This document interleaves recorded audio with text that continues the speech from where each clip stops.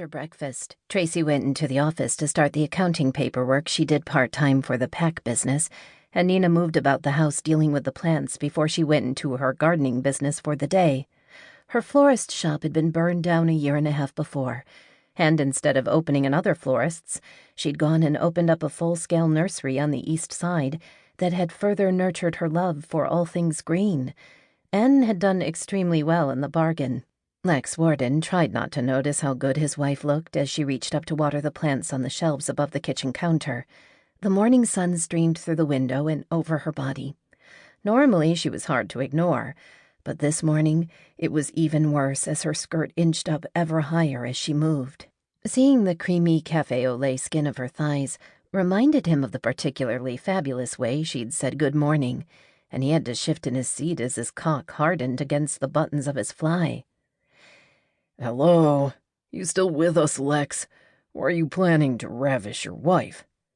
Cade snapped his fingers in front of Lex's face as he followed the direction of Lex's glance. Nina Reyes Warden was quite a specimen, and Cade harbored more than one of his own fantasies about his sister-in-law. He certainly couldn't blame his brother for the goofy, dreamy smile he wore.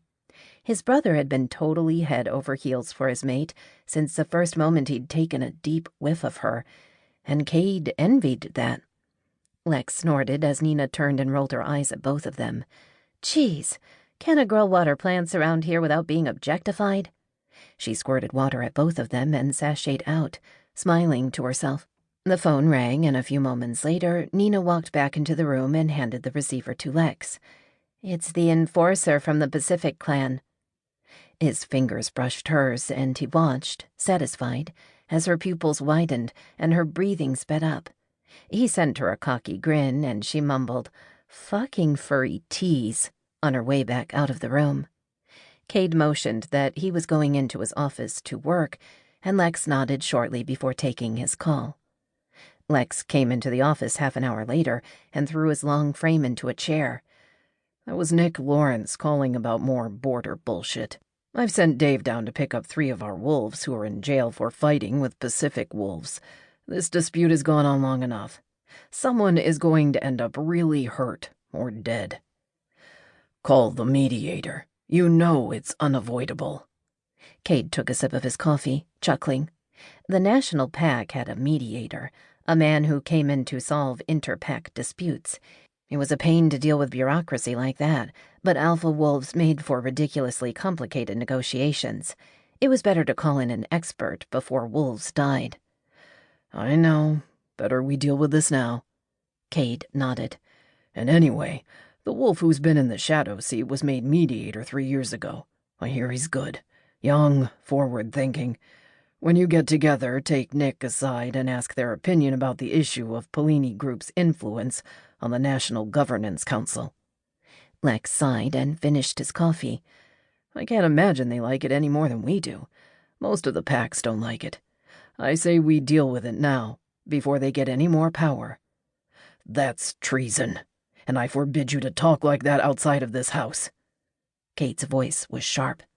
Warren Polini and his connected wolves had found an in into the National Pack governance structure.